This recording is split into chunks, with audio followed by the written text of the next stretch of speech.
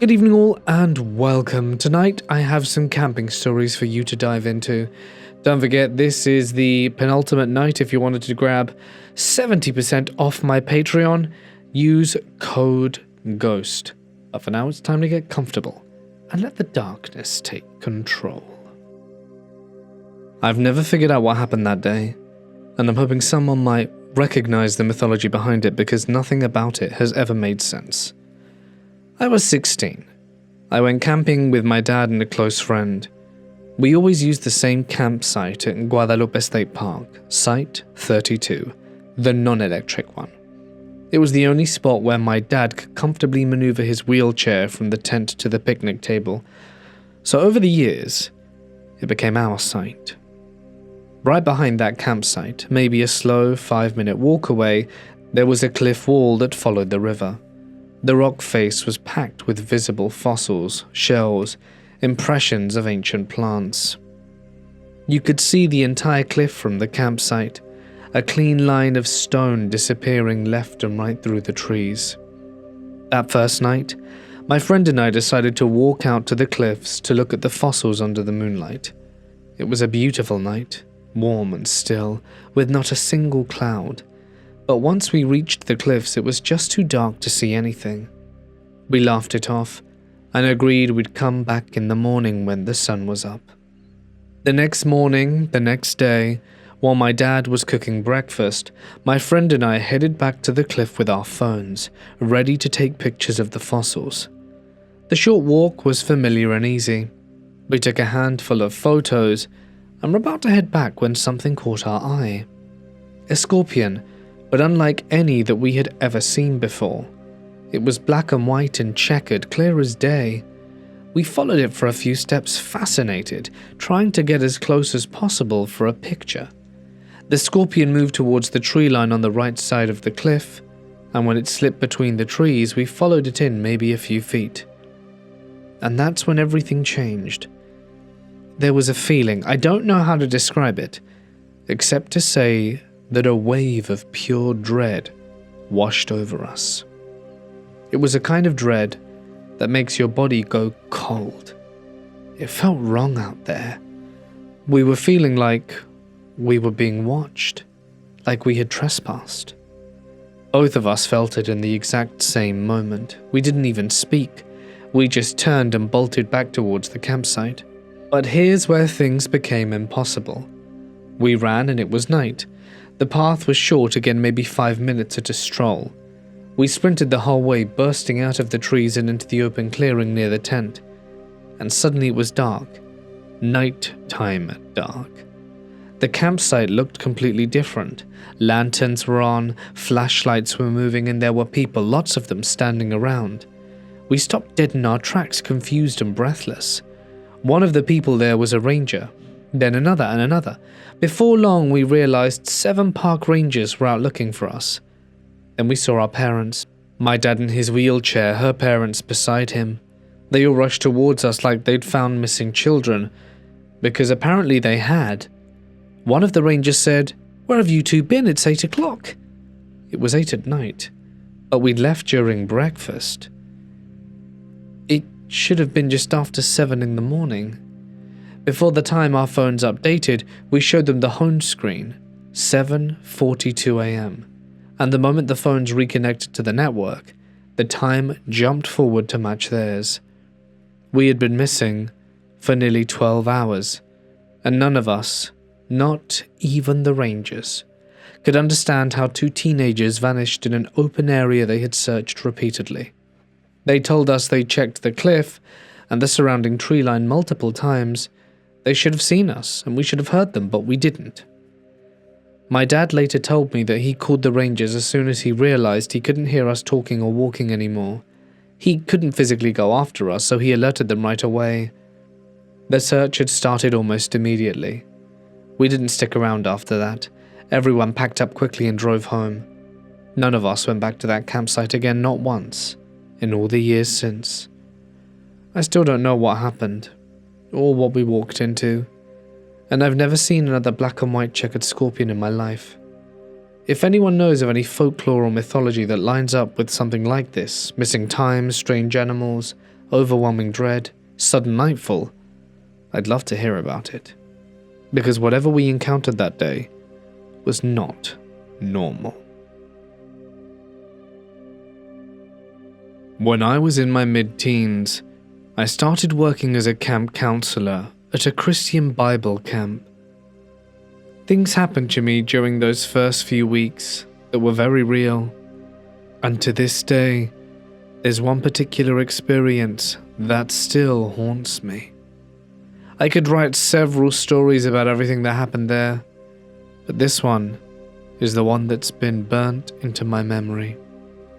My first encounter with the camp wasn't as a staff member, but as a camper. It was my first time ever attending a camp like that, and the experience was incredible. One of the highlights of my teenage years. I loved it so much that I wanted to come back as a counselor and help give other teens the same kind of positive experience. So when I was offered the position the following summer, I didn't hesitate for a second. The first weeks on the job were essentially staff orientation. There were no campers yet, just counselors bonding, doing training, and getting familiar with the buildings and layout. All the male counselors stayed together in one of the larger cabins, which had 4 rooms. Each room had 4 beds. There were only 15 of us, so one room had a completely empty bunk. There was the room I was assigned to. I was put on the top bunk, with the bottom one left open in case another counselor arrived later in the week. Like I said, it was a Christian camp, so a lot of our earlier discussions were about patience, positivity, and dealing with difficult campers. But one day things took a darker turn. The topic shifted to possessions, demonic influence, and spiritual warfare, subjects which made my eyes roll at the time. I was skeptical. I figured that being on blessed land made the whole thing irrelevant anyway. I didn't take any of it seriously. But that night made me regret brushing it off. When bedtime came, I was the last to return to my room. As usual, I always took longer showers than the other guys, and by the time I walked in, the lights were already off and the 2 guys in the opposite bunks were asleep. The faint glow coming in from the hallway gave me just enough visibility to get to my bed. As I started climbing up to the top bunk, I noticed someone laying on the lower one, the bed that had been empty all week. I whispered a quiet greeting, introduced myself, and said I was glad they had arrived safely. As soon as I said my name, the room suddenly went cold, like someone had opened a freezer door, and I swear the person below whispered back, "I know, you're on the list." Then they rolled over like they were settling in for the night. I hesitated, wondering if I'd misheard him, but I didn't want to wake anyone by asking questions, so I climbed into my bunk and told myself it was nothing. I fell asleep quickly enough, but I started having these strange, disjointed dreams, none of which I can fully recall except for the last one. In that dream I woke up because I felt something was wrong. The room was pitch black. At the foot of my bed stood a figure, just a dark silhouette watching me. The door cracked open on its own, and a fiery orange light poured into the room, like the hallway was burning. A wave of scorching heat blasted in, and then the figure grabbed my feet with immense force. The pain was so sharp and crushing I couldn't even scream. I felt myself being dragged off the bed inch by inch, my body sliding towards the doorway. The hallway beyond it looked like it was engulfed in flames. I glanced towards the bunks across from me. The 2 guys were sitting upright, staring at me with blank, emotionless expressions.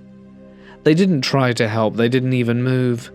I clawed at the ladder on my bunk, desperately trying to stop myself from being pulled into that hellish hallway. And the moment I finally managed to force out a cry for help, the hands around my feet snapped away. Suddenly the lights blazed on, and I was yanked out the dream. One of my roommates was standing at the switch, confused and half awake. He said he heard the ladder rattling, and thought I was trying to climb down to use the bathroom. But when he heard me yell, he panicked and hit the lights. I was halfway off the end of the bed, legs dangling over the edge, as if I'd been walking towards the door in my sleep, while my upper body was twisted towards the ladder, arms wrapped around it in a death grip. It took me a few seconds to realize I was awake and safe. My whole body was trembling as I explained what I'd experienced. When I mentioned the unbearable pain in my feet, one of the guys suddenly went pale and pointed, as both my feet were dark with distinct bruises, each shaped like a hand. That's when things clicked in the worst way. I looked down towards the lower bunk, expecting to see the new guy still asleep, but the bed was empty. No pillow tossed aside, no blanket moved, nothing, like no one had ever been there at all. I told him about the guy I'd met earlier and what he'd said to me. Both counselors stared at me like I was insane. They said no new staff had arrived that night, nobody had been assigned that bed, and nobody had come in after lights out. The bunk had been empty. The realization hit me so hard my body went cold. I remembered the voice saying, "I know, you're on the list." I remember how instantly the temperature dropped and how real the dream felt. The bruising, the dragging. Whatever had happened was not just a nightmare. Something was in that room with me, and it had been inches beneath me as I slept. I wanted to run out the cabin and never return, but the guys stayed with me, all of them forcing themselves to stay awake until sunrise. Nothing that terrifying ever happened to me again, but it stayed with me for the longest time. This happened almost 6 years ago, back when my partner and I had just gotten together. We decided to go camping on a remote beach in Coro. The shoreline there isn't soft sand but dark, uneven rock, and the forest rises steep and dense behind it. It always felt isolated, but that night it felt like we were the only two people on the entire coastline. We were sitting together on rocks, just chatting, when my partner brought up a conversation he'd recently had with one of his mates. His friend had told him about seeing strange lights in the sky, not planes or satellites, but something he couldn't explain. And when they were talking about it, the two of them had actually seen the lights again right overhead. He was retelling that story when the same thing happened to us. Not even 5 minutes into the topic, everything changed. It sounds unbelievable. It still does, even after nearly 6 years of tearing the whole event apart, trying to find a rational explanation. We both work in scientific fields. We are trained to be skeptical, to verify, to question everything. If either of us had been alone, we would have dismissed it immediately, but we experienced every moment together, in perfect sync. It started with 2 strikes of lightning far out over the water, but with absolutely no thunder. Just silent flashes, illuminating the entire bay. Before we had time to comment on how strange that already was, more lights appeared in the sky. At first they drifted slowly, almost lazily, but then the movement became more intentional, like the lights were adjusting their path and aiming it directly at us. When a beam appeared, a bright, sweeping light scanned across the forest behind us, the way a Coast Guard spotlight might move when searching for someone in the water. It slid across the treetops, paused on the hillside, and then locked directly onto us. The whole mountainside lit up. It wasn't the beam of a torch or any handheld light. The scale was too large, and this was an isolated bay. There were no boats anywhere nearby before this started. We checked. When the beam suddenly blinked out, we instinctively looked for whatever had produced it, but there wasn't anything. No boat, lighthouse, building, or explanation offered. Then the strings of light appeared among the trees, long, fluid, weaving lines of brightness drifting around the trunks. But here's the part that unnerves us the most. I saw them as a pale off-white color, almost like glowing threads. My partner saw multicolored strands, shifting blues, reds, greens. He's completely colorblind. There is no reason he should have been able to perceive multiple colors when I couldn't. The lights moved far too smoothly to be drones. The forest there is tight and dense, full of branches. No drone could fly that cleanly between the trunks. And these weren't mechanical. The movements felt organic, flowing, almost liquid. Then more beams appeared. Thin, concentrated lights that looked like flashlights, but wrong somehow. The angles were off. The way they shifted in the air didn't match any directional beam we recognized. They flicked around the sky, then towards us, then back up again, as if reacting to our presence. What made it terrifying was the absolute silence. We were surrounded by driftwood, dead branches and little brush. If anyone, human or otherwise, had been walking around us with light, we would have seen and heard every crunch. But there was nothing, not even the snapping of a solitary twig.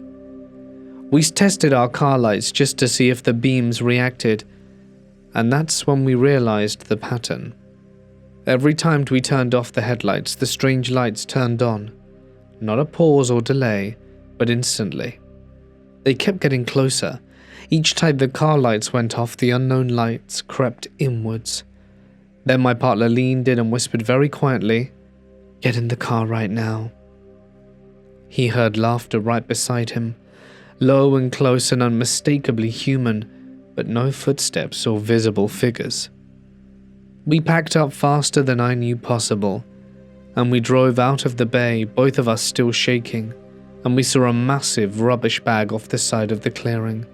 It was about 2 meters long, stuffed full of something. I swear it hadn't been there earlier. We had checked the entire site before setting up our tent, and I worked in the bush regularly. I know how to clear an area properly, and that kind of bag would have been impossible to miss, and we would have heard someone drag it to place in any case. But of course, we never heard anything.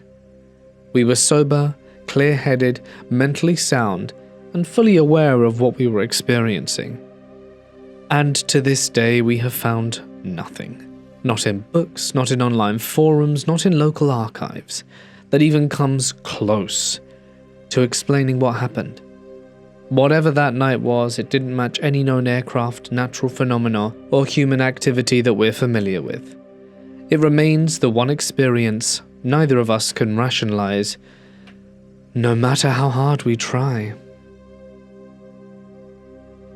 My boyfriend and I, both 20, were up at Libby Creek gold panning area on the evening of July 3rd from about 7 p.m. to 10 p.m. We met this genuinely really cool guy with his son, who showed us how to do it. We did just a road trip and gold panned and wanted to pick it up as a fun hobby. Super cool family and helped us for about 2.5 hours. He took us down to an area he had a claim on. We had parked at a pullout down Libby Creek Road, where the first bridge is, and both my boyfriend and I, and the man and his son, so 2 cars parked there. The man began telling us about how he and his son found a human arm down the path where we were. Now I know this sounds insane, but the son swore he saw it too, and he was only about 10 at the time, telling us about how lots of people go missing up here in the woods, and no one ever hears about it or finds them again. Apparently there's a ton of people living off the grid that don't want to be found for many reasons. The government estimates over 10,000 people died after some of the latest wildfires. The guy wasn't weird or creepy at all, just genuinely trying to let us know the possible dangers of what was out here. Halfway through the evening at about 8:30, I went to grab a sweatshirt and saw a dark grey truck with a hard canopy cover on it, driving by with dogs and barking. No big deal. I grabbed my sweatshirt and then went back to our spot down in the creek. The man and his son left at around 9:30, and we went back to our car at 9:35. My boyfriend wanted to check out the area on the other side of the bridge, so he headed down there and I stayed in the car.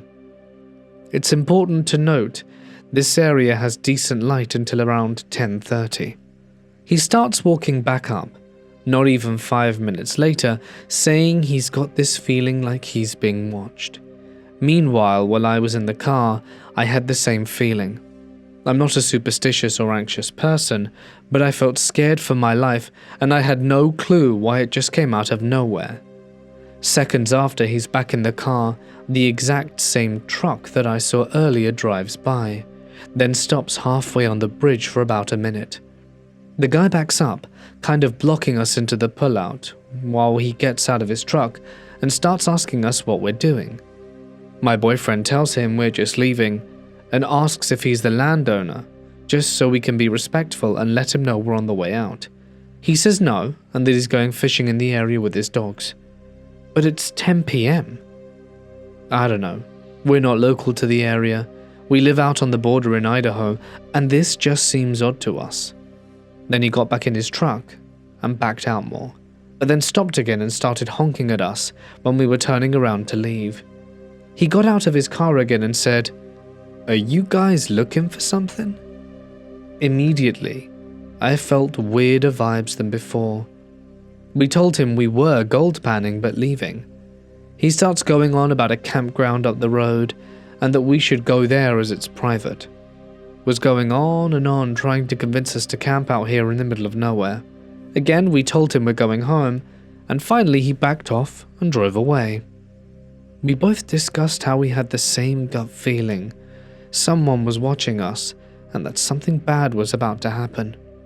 I personally think that man had been watching us, or at least me, from down or up the creek at the pullouts, and possibly thought I was alone since he saw me go to the car alone. Then when he saw the other truck leave and it was just one car, that's when he came up the road and arrived just seconds after my boyfriend got in the car with me again. We both think he was trying to get me alone to do who knows what. The fact he saw me clear as day twice when I was obviously alone was really unsettling. We don't think he was just going fishing, because as we were leaving we saw him heading down the path without his dogs or any fishing gear. He or someone had to have been watching us.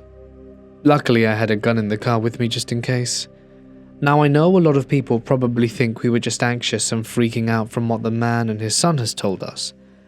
But the guy in the truck was giving off the creepiest vibes ever. I've been stalked and almost attacked by a mountain lion, but I wasn't as scared as I was then, compared to this creepy guy talking to us. I don't know. It might all just be coincidental, but it all seems timed too perfectly. We were camping at Leavitt Lake, a tiny isolated lake high in the Sierra Nevadas, up around 9,000 feet. You can only reach it by driving an hour up an unmanned service road in a high-clearance 4x4. Even the trailhead is remote, something like an hour and a half west of Sonora Junction. By the time you finally get to the lake, it feels cut off from the rest of the world, enclosed on 3 sides by a rock wall with the 4th side opening into a valley that drops into absolute darkness at night. Hardly anyone ever goes up there. There were 6 of us: Ethan, Mason, Matt, Brandon, and Josh. 4 trucks arranged around the fire pit, forming a kind of protective square. The 2 floor tents set up in the space between the vehicles. I had my rooftop tent on my truck, same for Ethan, Mason, and Brandon. The wind was already picking up while we were setting up camp. We joked about how the night was going to be rough. I had overpacked as usual and told Matt and Josh, the 2 using the floor tents, that if they needed warmth in the night, I had a thick extra blanket in my tent. All they had to do was knock. We turned in around 11 p.m. As soon as I lay down, the wind went from strong to full-on storm. It was shaking the entire truck, as if something had grabbed it and was trying to rock it loose. Somehow I managed to fall asleep, but around 2 a.m. I woke up suddenly, like my brain knew something was wrong before I consciously realized it. And that's when I heard Matt whisper my name. It was unmistakable. The exact way he whispers when he's trying not to wake other people. Calm and close, like he was standing right next to my tent. But something about it didn't feel right, even before my mind caught up. There was no flashlight outside or footsteps or knocks on the truck. Nothing but the sound of the wind tearing at the tent. And I told myself that if it was really him, he'd say my name again or knock for the blanket, but nothing happened. Just the violent slapping of the rainfly. Eventually, I convinced myself I must have dreamed it and drifted back off. 3 a.m. rolls around and I wake again. This time because the wind somehow doubled.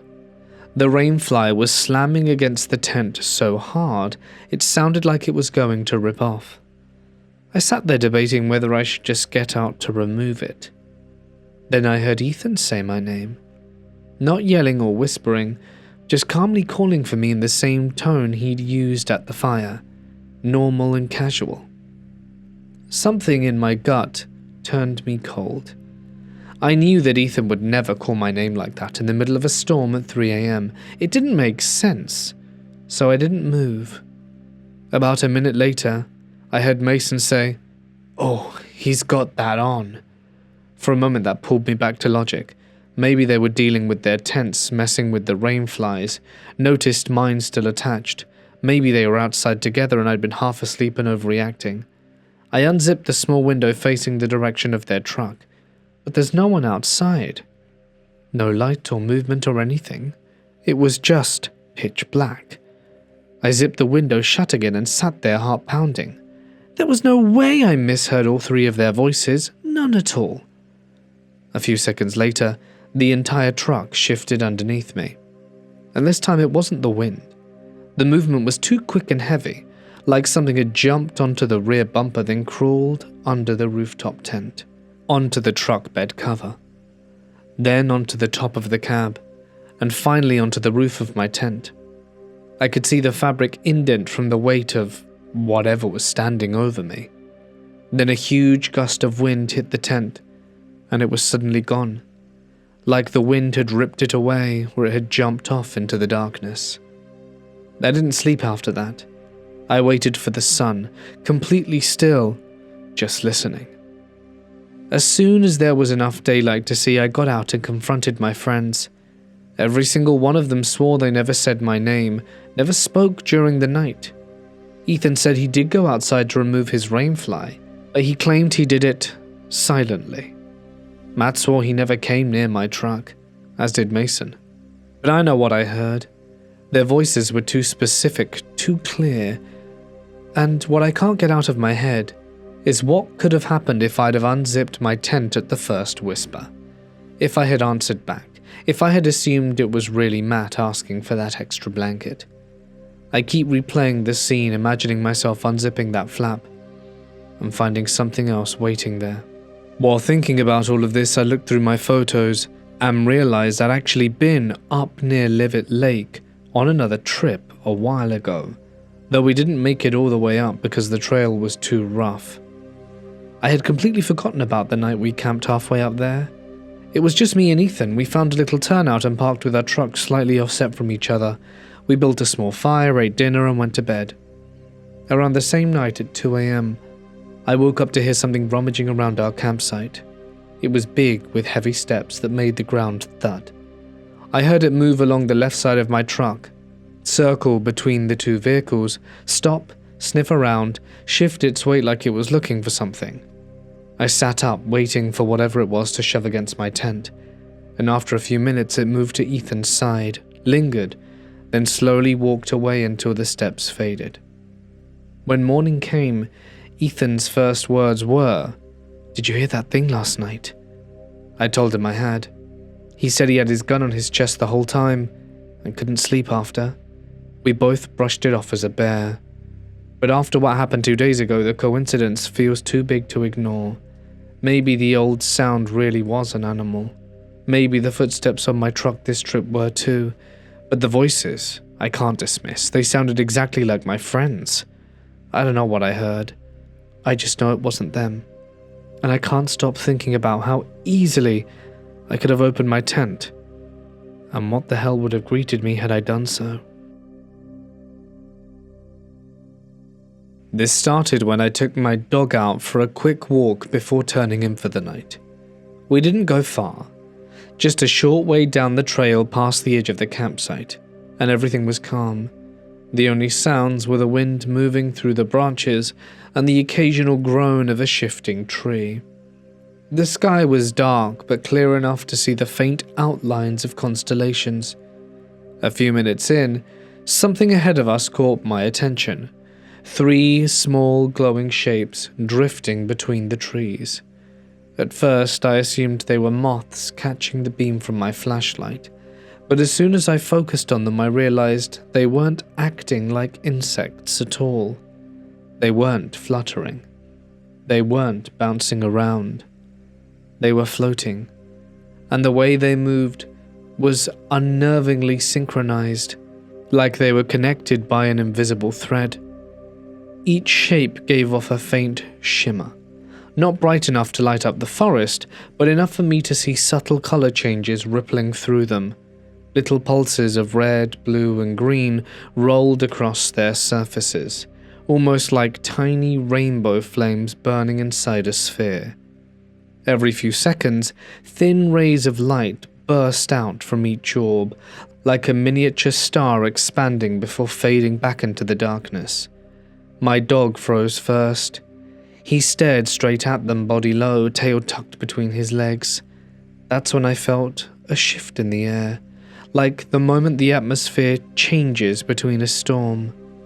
I turned off my flashlight to see if maybe it was just glare or a reflection. But the orbs didn't disappear. They continued to drift forward. The part that unsettled me the most wasn't their light or the color. It was the way they moved, slow and smoothly, almost curiously. It was as if they were investigating us, matching our pace. I took one step back, and all 3 orbs moved the same distance towards me. That was enough. I turned around and headed back towards camp, keeping my dog close. I didn't run, but I walked fast enough that my heartbeat was louder than my footsteps. When I finally glanced over my shoulder, I still saw them. Faint points of color, weaving between the trees as if they were searching for the source of whatever had caught their attention. We made it to the tent, and for a long moment I just stood there listening. Nothing followed, no lights, no sound, just the normal quiet of the forest. Eventually I settled inside and tried to sleep, though my nerves were buzzing. Right as I was drifting off, my dog suddenly stiffened and lifted his head towards the tree line outside. A low, soft growl rumbled out of him. He didn't bark, just stared, and I didn't look, moving in that strange, synchronized way. Now I'm wide awake again, wondering what the hell those things were. UFOs? Some kind of forest spirit or fairy lights, ball lightning? Or something scientific I've never heard of. But the way they behaved and reacted to me didn't feel normal at all. It felt intelligent. All that I know is that I never want to see it again. My younger brother texted me this morning about something strange going on at Elk Lake in Trout Creek, Montana. I know that place well. I hiked up there twice, once in 2014 and once in 2010, and both trips left me with this lingering feeling that something wasn't quite right up there, even though I could never fully explain why. The first time back in 2014, I went with a friend and his older brother. There was an old raft made of lashed-together logs lying at the water's edge, half sunk, half usable. We pushed off anyway and floated across the far corner of the lake. That's where we found the 3 Ziploc bags, one with a used disposable camera, another with a pack of cigarettes and one with a lighter, and the third with car keys and a bandana, just sitting there on the shore like someone had unpacked them and walked away. We honestly expected to find a body. It felt like the setup for one. Abandoned person belongings, no tracks around them, nothing disturbed. but the shoreline was empty. Down at the trailhead, there were no parked vehicles. We checked. Whoever left those things either came and went on foot, or never came back at all, and we didn't know what to make of it. When I went again in 2010, earlier technically, I found something different. A staircase. Not old stone or anything that looked historical, but a makeshift structure, made mostly from plywood. Someone had carried the materials up there and built it step by step, right in the middle of nowhere. I mentioned it to my brother later, and he said people sometimes build stands like that to climb up and hunt deer, which sounded reasonable enough at the time, so I didn't think much of it. Years later, I stumbled onto the infamous Reddit stories, the park ranger talking about strange staircases appearing in the woods, people finding them in impossible places, some tied to missing persons, some totally clean of any explanation. I thought the stories were entertaining but probably fake. After all, when I climbed the stairs at Elk Lake, nothing happened. There was no dread or weird silence or bad feeling. Just a weird, homemade structure standing alone in the woods. But today I got a text from my brother, and the things he described don't line up with any normal backwoods experience I've had. He and his friends want to go back soon. Part of me wants to go with them, mostly to see for myself, and I probably will. But this time we'll be prepared. Fully charged phones, firearms, and plenty of ammo. A clear sense that something up there might not be as simple as it looks. Regarding the text messages between my brother and I, this is how the conversation played out. My brother: "You're gonna have to go check out Elk Lake sometime, weird stuff going on up there." Me: "Like what? And I've already been out there." Mark: "We keep hearing stuff breaking all around the lake but couldn't find anything. Johnny had something following him, and every time he would stop, it would stop too. We kept hearing what sounded like four-wheelers, but no one came up. Could have sworn I heard someone talking, but no one else was up there. Johnny and Zach both heard it too. There was a constant humming/buzzing noise that every once in a while would get louder and then get more quiet again. We couldn't find out where the sound was coming from, but it sounded like a power plant, or like the noise you hear at the dam in Thompson Falls. To be perfectly clear, this place is 18 miles from anything. Straight wilderness, there's nothing up there except an old mine and the lake itself. I've never been to the mine. I didn't even know it was there until today, but my brother says it's there, tucked back further in the trees. I don't know what to make of any of this. I've heard enough strange things in isolated places to know that sometimes nature has its own explanations, but the sounds, the following footsteps, the phantom engines, the voices, combined with what I've personally seen up there? Oh yeah, it's pretty clear to me it's a scary place. Maybe it is worth a revisit after all." Almost 2 years ago in October, I had an experience I still can't fully understand. I've always believed in ghosts, but I'm also practical. The kind of person who tries to exhaust every normal explanation before leaning into the paranormal. This night, though, has stayed with me, because I still haven't been able to file it away neatly as just my imagination. It happened on a Friday evening when my family and I drove up to our camp for a weekend event. We arrived the night before to help some friends who were setting up and running activities. When we pulled in, the place was completely empty. No cars or voices or lights except for what we brought with us. We learned later they'd all gone out for dinner, but in the moment I assumed they were scattered somewhere around the camp, prepping for the event. While my husband and kids hauled our gear inside, I decided to go look for them. I know the layout of the camp inside and out. I've walked every trail, shortcut and service path in season, and I was feeling unreasonably proud of myself for strolling through the pitch-black woods with nothing but a flashlight to guide me. I passed the program building and headed up the dirt road towards a cluster of cabins where I thought our friends might be. That's when the confidence evaporated. Something caught my eye near the bend in the road. It's something I've replayed more times than I can count. It looked like a glowing pillar, tall and narrow, almost human-shaped in the silhouette, and illuminated with a strange greenish tint, like glowing-the-dark plastic, but brighter. And it wasn't just there. It was moving, coming straight towards me, and coming fast. Every instinct in my body flipped into get-out mode.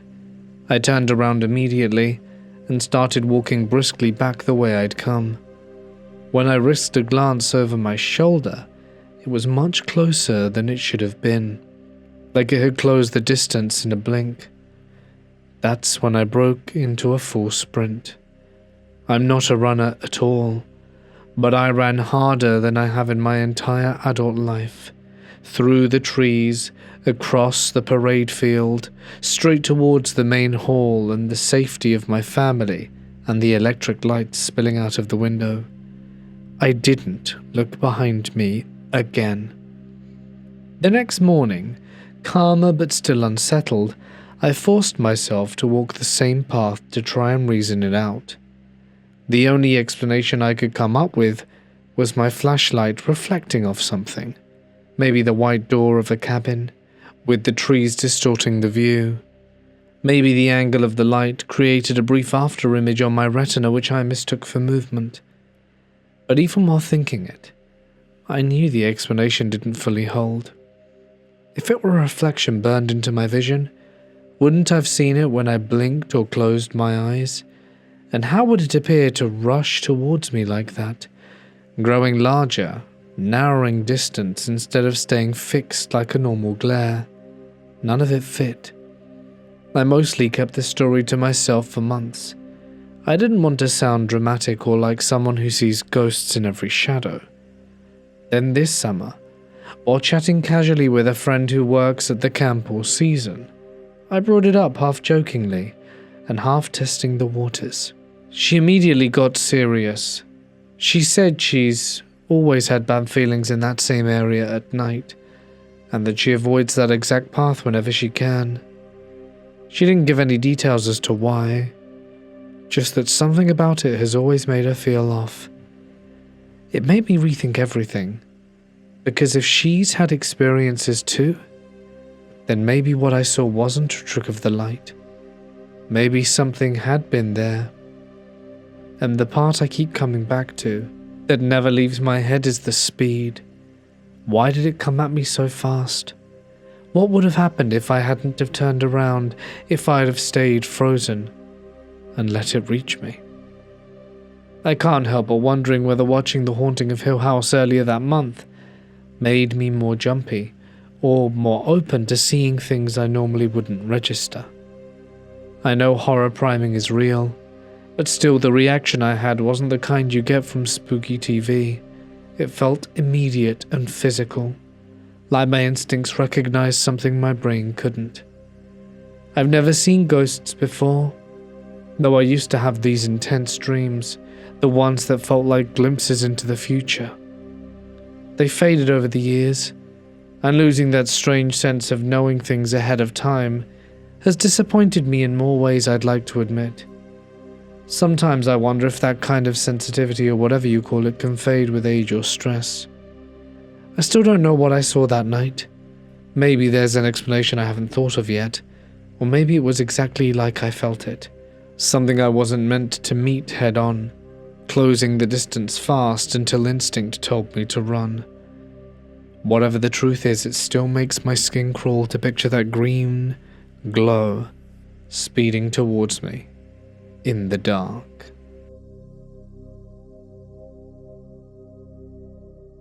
Hey guys, it's Mort here, and thank you so much for listening. I think I need to revise the meaning of penultimate. It's the third to last night? The last night is Sunday night, or just after. I think I extended it just to make sure every time zone could get it if they wanted it. Oh yes, use code GHOST at checkout if you want that 70% off Patreon. It's the only time I will do this sale for a long time, probably. And a huge thank you as always to my members and patrons whose names can be seen on screen. Info to join their ranks in the description. I hope you enjoyed. I am exhausted because this video took a lot longer to make than one might expect, even though it wasn't as long. So I'm going to sign off. Stay awesome, guys, and I'll see you tomorrow for the ghosts. Good night.